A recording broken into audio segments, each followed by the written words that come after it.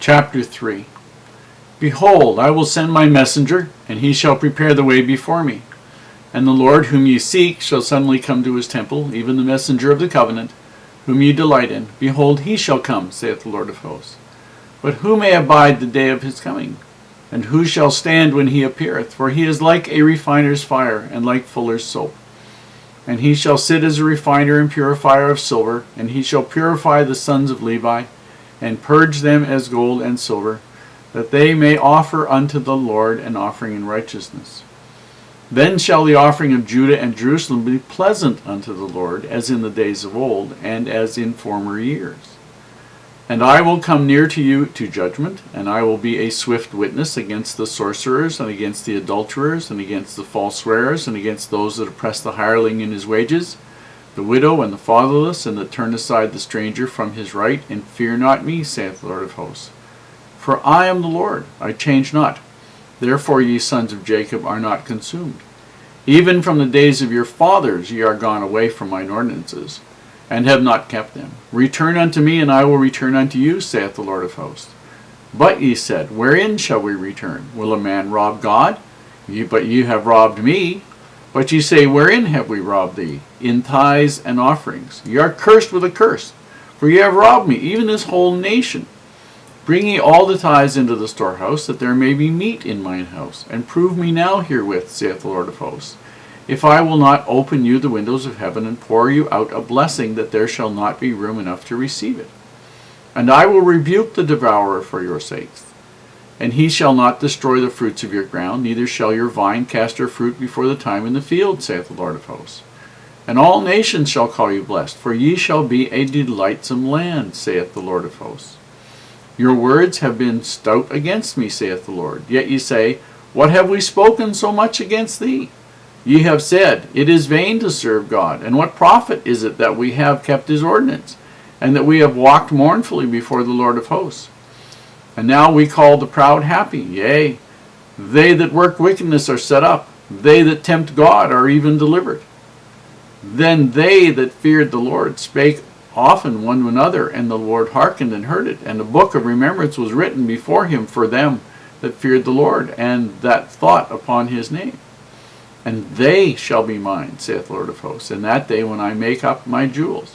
And I will spare them, as a man spareth his own son that serveth him. Then shall ye return, and discern between the righteous and the wicked, between him that serveth God, and him that serveth him not. There are some interesting questions here, and there's some interesting knowledge, and there's knowledge behind the knowledge, as usually is the case. This is not a long chapter, but it has some absolutely critical things for you to understand, and things that will have their impact in the New Testament. In chapter 3, it talks about the messenger who is sent to prepare the way of the Lord. That is John the Baptist.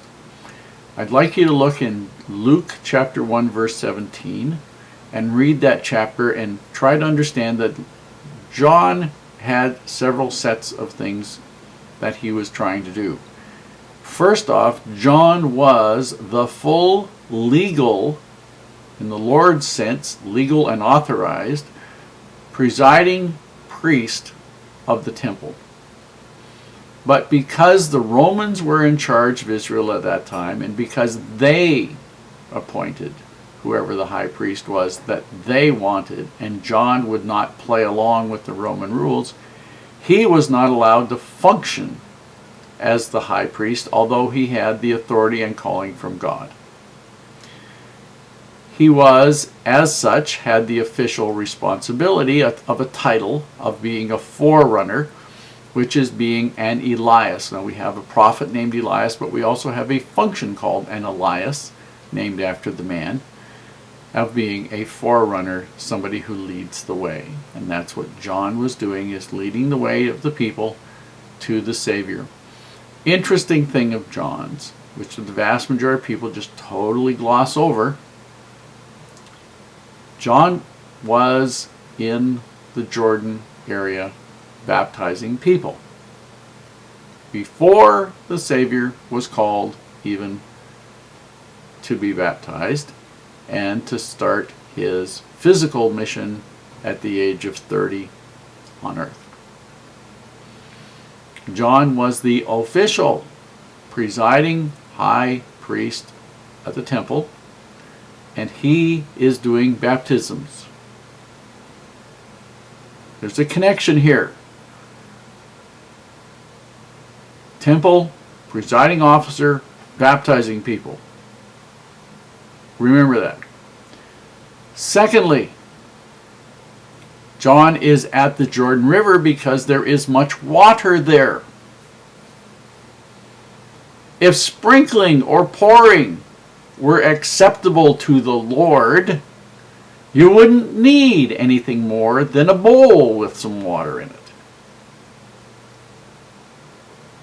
Obviously, you had to have baptism by immersion so the person could be laid back into the water, symbolic of death and symbolic of coming forth out of death, the old man dying, the new man being born, the old sins being put into the grave, the new man coming forth new and refreshed and baptized and ready to lead a newer and much better life.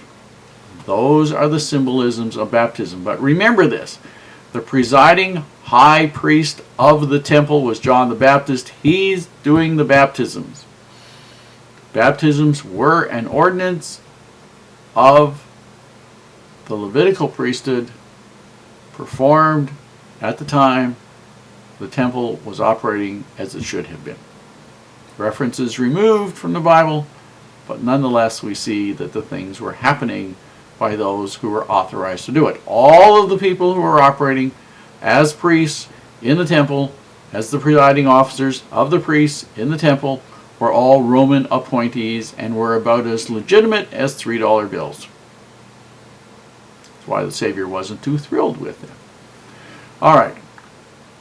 Now, he was talking about, let's say in verse 2, they're talking about that the coming of the Lord, who will abide the day of the Lord's coming? And that you hear the phrase often, it'll be the great and dreadful day. And people say, those two things don't go together. It's going to be great for the righteous, dreadful for the wicked. The ones who are going to make it through are going to be the ones who are righteous. The ones who are going to suffer are going to be the wicked, the unrepentant wicked, who have been terrible all of their life, been covenant breakers, liars, cheats, stealers, thieves, a whole bunch. They are not going to make it at all. Now, in the last part, in verses 7 through 12, he talks about tithing. Tithing is where you pay 1/10 of your income to the Lord for the Lord's leaders to use in building up the Lord's kingdom, sustaining the poor, doing those sorts of things, not to make a living out of.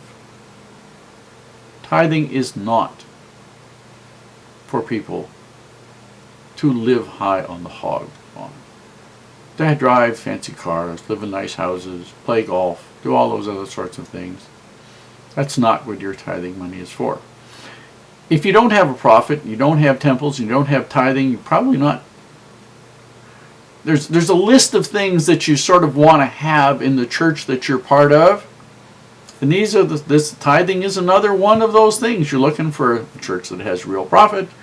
You're having a church that has real temples. You're looking for a church that wants people to pay tithing.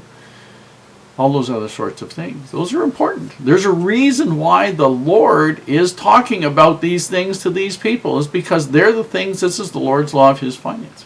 And he talks about the blessings that come to people who pay tithing. Well, if your church doesn't have tithing, you can't have those blessings, can you? Last but not least, it talks about the book of remembrance.